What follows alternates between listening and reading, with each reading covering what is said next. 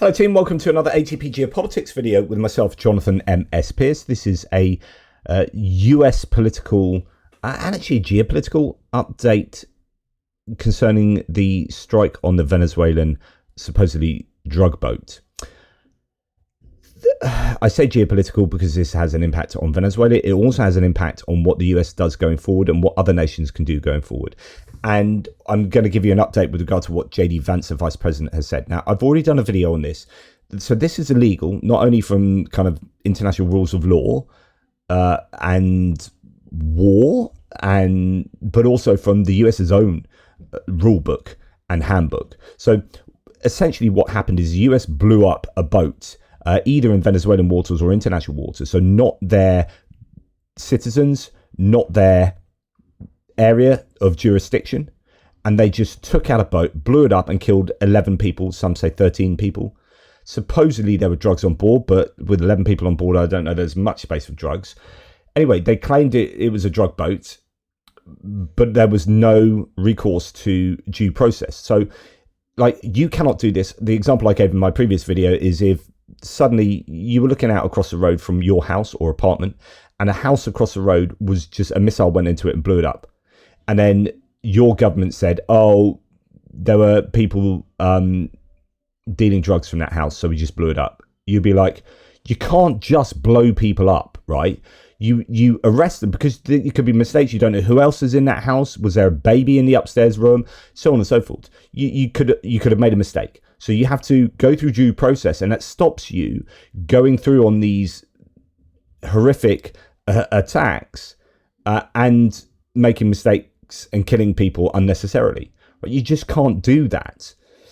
Now, you know, you would expect these people to be arrested. There should be, you know, intelligence gathered. You arrest these people and you put them through the court system. And then if they are found to have done wrong, then they are found liable for that and are sentenced accordingly. That's how the rule of law works. You can't be judge, jury and executioner with a missile anyway, right, within the United States. But then doing that to foreign people, it's not your territory, no due process. So I established this. It is illegal. Looking at everything you want to look at, any kind of rule book, this is illegal. Now, I said there's a difference between morality and legality. You might think that's a good thing because it's going to stop those drug runners getting drugs to the US, even if you break the law here. So, you know, even if it is illegal, you can find it still morally good that that's taken place. There are issues there, though, because if you allow the US to break the law here, then it allows them to break the law in all sorts of places elsewhere. And if they start deciding who the bad guys are and killing the bad guys, where does it stop? This is a slippery slope to eventually the US government blowing up political dissidents or political opposition members. And they're saying, oh, they're the bad guys. We blew up a boat full of Democrats. They're, you know, there you go. So that might sound ridiculous, but that's what you're allowing. And then, just as bad, you allow other countries to look at this and say, well, if the US can blow up people willy-nilly, then we can do that as well. So the Chinese start blowing up Taiwanese fishing vessels or coast guards, and they say, well, the US did that over there, and these people are doing this over here, and draw some kind of parallel. You're presenting a permission structure for other countries to break international law and their own local laws and do what the hell they like. This is moving away from the international rules-based order, which the US is supposed to be trying to uphold. So this is bad on all sorts of levels. Anyway, that's just reminding you what happened. Vance then said this in public. Killing cartel members who poison our fellow citizens is the highest and best use of our military. Now, my response to that would be, you need to prove that they are cartel members. You need to prove that that's what they're going to do. And still, killing them is not what you would do in your own country. That is not, like, drugs runners are not killed in the US unless they have guns and they are putting other people's lives in threat, and then you can shoot them and so on and so forth. Use the rules of the US in order to do that. But you don't go and blow up a house full of drug runners, right? So the US can't do that. So you can't say killing cartel members is the best use of our military as well. So this is the jurisdiction of the police, and you're using the military to do that in international waters or Venezuelan waters. This is this is sixth forms of bad, right? Brian Krasenstein responds, killing the citizens of another nation who are civilians without any due process is called a war crime, and it literally is. JD Vance, the Vice President of the United States, says, I don't give a shit what you call it. So JD Vance is now publicly saying, I don't care if it's a war crime, essentially. Or I don't care that you call it a war crime, but it is a war crime, right? So I don't care that it is a war crime. So the highest echelons of the American government do not care for international legality. Like, where the hell is the United States going if JD Vance is saying stuff like this?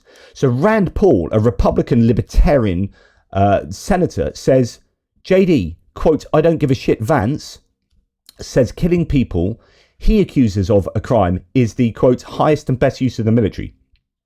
Did he ever read To Kill a Mockingbird? Did he ever wonder what might happen if the accused were immediately executed without trial or representation? What a despicable and thoughtless sentiment it is to glorify killing someone without a trial. I can't believe I'm agreeing so much with Rand Paul these days. But he's absolutely on point. You cannot glorify killing someone without a trial. As the Vice President of the United States of America, blowing up 11 people. John Jackson says, getting called out by Rand Paul is a hell of a thing. But he's totally correct.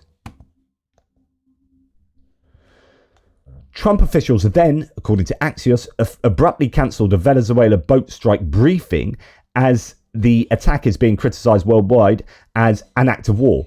All 13 members, so I've heard 13 now, 11, I don't know, all 13 members, it says here, of the crew were killed, and Trump has presented no proof that the boat was carrying drugs.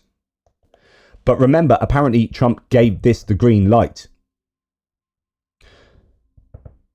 He says, we didn't want to interdict it, and then Marco Rubio came out and said, well, interdicting, stopping the boats doesn't really work. The only thing that works is blowing them up then, I guess. Just wow. So you've got Marco Rubio, you've got JD Vance, and you've got Donald Trump all involved in what I would say is a war crime of the murder of, say, 11 Venezuelans. Not in the US's legal jurisdiction. You might not like drug runners. I don't like drug runners and drug dealers, right? I want the full force of the law to come down on them. But, the operative phrase there is the full force of the law. The law. This is not the law. And if the US starts operating outside of the law, where does it end? And if JD Vance is justifying this in such a casual manner, the US has entered a new era. A very dangerous era.